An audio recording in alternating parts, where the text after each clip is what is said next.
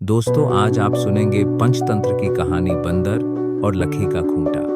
एक समय शहर से कुछ ही दूरी पर एक मंदिर का निर्माण किया जा रहा था।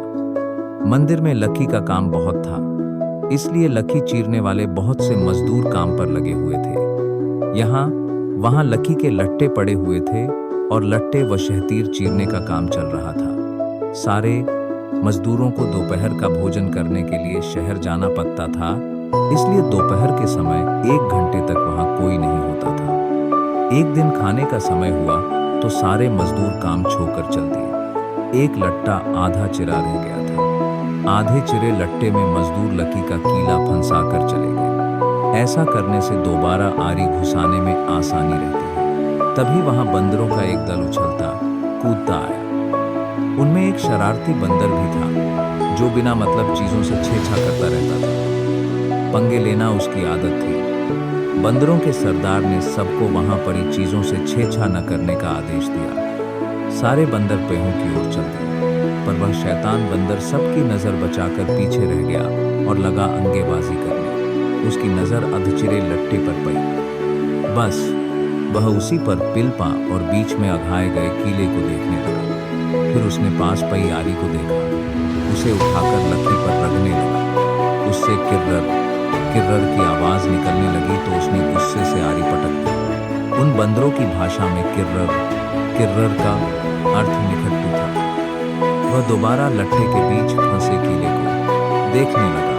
उसके दिमाग में कौतूहल होने लगा कि इस कीले को लट्टे के बीच में से निकाल दिया जाए तो क्या होगा। अब वह कीले को पककर उसे बाहर निकालने के लिए जोर आजमाइश करने लगा। लट्टे के बीच फंसाया गया कीला तो दो पार्टों के बीच बहुत मजबूती से जकड़ा गया होता है, क्योंकि लट्टे के दो पार्ट बहुत मजबूत स्प्रिंग वाले क्लिप की तरह उसे दबाए रहते हैं। बंदर खूब जोर लगाकर उसे हिलाने की कोशिश करने लगा। कीला जोर लगाने पर हिलने व खिसकने लगा तो बंदर अपनी शक्ति पर खुश हो गया। वह और जोर से हौं हौं करता कीला सरकाने लगा। इस धींगा मुश्ती के बीच बंदर की पूंछ दो पार्टों के बीच आ गई थी, जिसका उसे पता ही नहीं लगा। उसने उत्साहित होकर एक जोरदार झटका मारा और जैसे ही कीला बाहर खींचा, लट्टे के दो चिरे भाग फटाक से क्लिप की तरह झू गए और बीच में फंस गई बंदर की पूंछ। बंदर चिल्ला उठा। तभी मजदूर वहां लौटे। उन्हें देखते ही बंदर ने भागने के लिए जोर लगाया तो उसकी पूंछ टूट गई। वह चीखता हुआ टूटी पूंछ लेकर भागा।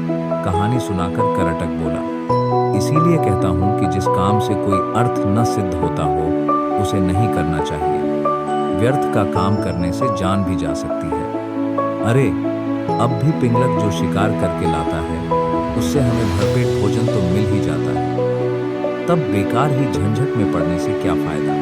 दमनक बोला, तो तुम क्या केवल भोजन के लिए ही जीते हो? यह तो ठीक नहीं। अपना पेट कौन नहीं भर लेता। जीना तो उसका ही उचित है जिसके जीने से और भी अनेक लोगों का जीवन चलता हो। दूसरी बात यह कि शक्ति होते हुए भी जो उसका उपयोग नहीं करता और उसे यूं ही नष्ट होने देता है, उसे भी अंत में अपमानित होना पड़ता है। करटक ने कहा, लेकिन हम दोनों तो ऐसे भी मंत्री पद से च्युत हैं। फिर राजा के बारे में यह सब जानने की चेष्टा करने से क्या लाभ? ऐसी हालत में तो राजा से कुछ कहना भी अपनी हंसी उड़वाना ही होगा। व्यक्ति को अपनी वाणी का उपयोग भी वहीं करना चाहिए जहां उसके प्रयोग से किसी का कुछ लाभ हो। भाई, तुम ठीक नहीं समझते?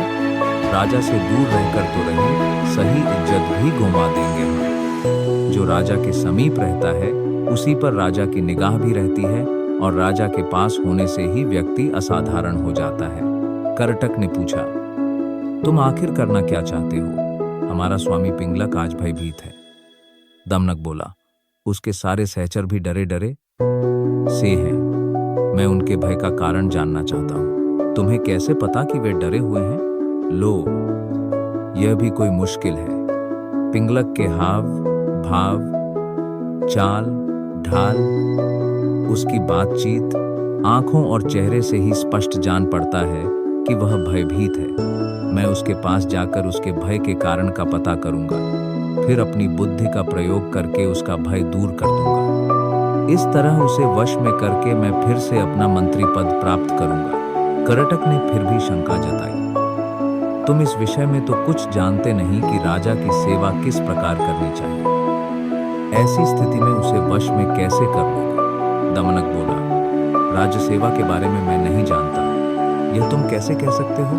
बचपन में पिता के साथ रहकर मैंने सेवा, धर्म तथा राजनीति के विषय में जो कुछ भी सुना सब अच्छी तरह सीख लिया है। इस पृथ्वी में अपार स्वर्ण है, उसे तो बस शूरवीर, विद्वान तथा राजा के चतुर सेवक ही प्राप्त कर सकते हैं। करटक को फिर भी विश्वास नहीं आ रहा था।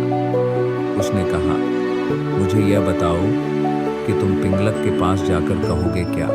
अभी से मैं क्या कहूँ? वार्तालाप के समय तो एक बात से दूसरी बात अपने आप निकलती जाती है। जैसा प्रसंग आएगा वैसी ही बात करूँगा। उचित, अनुचित और समय का विचार करके ही जो कहना होगा कहूँगा। पिता की गोद में ही मैंने यह नीति वचन सुना है कि अप्रासंगिक बात कहने वाले को अपमान सहना ही पड़ता है, चाहे वह देवताओं के गुरु बृहस्पति ही क्यों न हो। करटक ने कहा, तो फिर यह भी याद रखना कि शेर, बाघ आदि हिंस्र जंतुओं तथा सर्प जैसे कुटिल जंतुओं से संपन्न पर्वत जिस प्रकार दुर्गण और विषम होते हैं, उसी प्रकार राजा भी क्रूर तथा दुष्ट व्यक्तियों की संगति के कारण बड़े कठोर होते हैं, जल्दी प्रसन्न नहीं होते। और यदि कोई भूल से भी राजा की इच्छा के विरुद्ध कुछ कर दे तो सांप की तरह डसकर उसे नष्ट करते उन्हें देर नहीं लगती। दमनक बोला, आप ठीक कहते हैं। बुद्धिमान व्यक्ति को स्वामी की इच्छा के अनुकूल कार्य करके उसे प्रसन्न करना चाहिए। इसी मंत्र से उसे वश में किया जा सकता है। करटक ने समझ लिया कि दमनक ने मन पिंगलक से मिलने का दृढ़ निश्चय कर लिया है। वह बोला, ऐसा विचार है तो अवश्य जाओ। बस मेरी एक बात याद रखना कि राजा के पास पहुंचकर हर समय सावधान रहना। तुम्हारे साथ ही मेरा भविष्य भी जुड़ा है। तुम्हारा पथ मंगलमय हो। करटक की अनुमति पाकर दमनक उसे प्रणाम करके पिंगलक से मिलने के लिए चल पड़ा। सुरक्षा के लिए व्यूह के बीचों बीच बैठे पिंगलक ने दूर से ही दमनक को अपनी ओर आते देख लिया। उसने व्यूह के द्वार पर नियुक्त प्रहरी से कहा, मेरे पूर्व महामंत्री का पुत्र दमनक आ रहा है। उसे निर्भय प्रवेश करने दो और उचित आसन पर बैठाने का प्रबंध करो। दमनक ने बेरोक टोक पिंगलक के पास पहुंचकर उसे प्रणाम किया। साथ ही उसका संकेत पाकर वह निकट ही दूसरे मंडल में बैठ गया। सिंहराज पिंगलक ने अपना भारी पंजा उठाकर स्नेह दिखाते हुए दमनक के कंधे पर रखा और आदर के साथ पूछा, कहो दमनक, कुशल से तो रहे? आज बहुत दिनों के बाद दिखाई पड़े, किधर से आ रहे हो? दमनक बोला, महाराज के चरणों में हमारा क्या प्रयोजन हो सकता है, किंतु समय के अनुसार राजाओं को भी उत्तम, मध्यम तथा अधम हर कोटि के व्यक्ति से काम पड़ सकता है। ऐसे भी हम लोग महाराज के सदा से ही सेवक रहते आए हैं। दुर्भाग्य से हमें हमारा पद और अधिकार नहीं मिल पाया है, तो भी हम आपकी सेवा छोड़कर कहाँ जा सकते हैं। हम लाख छोटे और असमर्थ सही, किंतु कोई ऐसा भी अवसर आ सकता है जब महाराज हमारी ही सेवा लेने का विचार करें। पिंगलक उस समय उद्विग्न था। बोला, तुम छोटे, बड़े या समर्थ असमर्थ की बात छोड़ो। दमनक, तुम हमारे मंत्री के पुत्र हो, तुम जो भी कहना चाहते हो निर्भय होकर कहो। अभयदान पाकर भी चालाक दमनक ने राजा के भय के विषय में सबके सामने बात करना ठीक नहीं समझा। उसने अपनी बात कहने के लिए एकांत का अनुरोध किया। पिंगलक ने अपने अनुचरों की ओर देखा। राजा की इच्छा समझकर आसपास के जीव जंतु हटकर दूर जा बैठे। एकांत होने पर दमनक ने बड़ी चतुराई से पिंगलक की दुखती रग ही छेड़ दी। बोला, स्वामी, आप तो यमुना तट पर पानी पीने जा रहे थे, फिर सहसा प्यासे ही लौटकर इस मंडल के बीच इस तरह चिंता से व्यग्र होकर क्यों बैठे हैं? दमनक की बात सुनकर सिंह पहले तो सकुचा गया, फिर दमनक की चतुराई पर भरोसा करके उसने अपना भेद खोल देना उचित समझा। पल भर सोचकर बोला, दमनक, यह जो रहकर गर्जना सी होती है, इसे तुम भी सुन रहे हो ना? सुन रहा हूं महाराज, बस इसी के कारण मैं क्षुब्ध हूं। तट पर यही गर्जना बार बार हो रही थी। लगता है इस वन में कोई विकट जंतु आ गया है। जिसकी गर्जना ही इतनी भयंकर है, वह स्वयं कैसा होगा। इसी के कारण मैं तो यह जंगल छोड़कर कहीं और चले जाने का विचार कर रहा हूँ, दमनक ने कहा। लेकिन मात्र शब्द सुनकर भय के मारे अपना राज्य छोड़ना तो उचित नहीं है महाराज।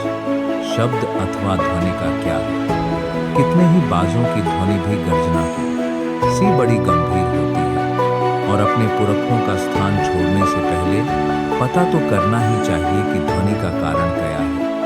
यह तो गोमायु गीदड़ की तरह डरने की बात हुई, जिसे बाद में पता चला कि ढोल में तो पोल ही पोल है।